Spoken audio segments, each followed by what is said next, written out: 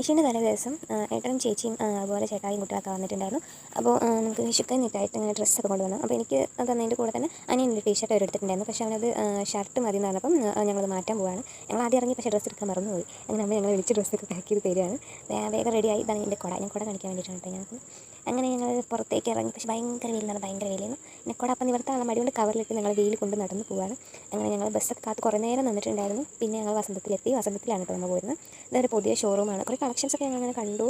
അങ്ങനെ ഞങ്ങൾ ഷർട്ടിൻ്റെ സെക്ഷനിലെത്തി. കുറേ ഷർട്ടുകളൊക്കെ ഇരിക്കുന്നുണ്ട്. അങ്ങനെ ഉണ്ണി 2-3 സെലക്ട് ചെയ്തു. അവൻ ട്രയൽ ചെയ്യണമെന്ന് പറഞ്ഞാൽ അങ്ങനെ ട്രയൽ ചെയ്യാൻ പോവാണ്. അവൻ ഏത് വഴി കൂടെ പോകണമെന്ന് ടെൻഷൻ അടിച്ചു. അങ്ങനെ ഞാൻ നേർവഴി കാണിച്ചു കൊടുത്ത് ഞങ്ങളങ്ങനെ ട്രയൽ റൂമിൻ്റെ അടുത്തേക്ക് പോയി.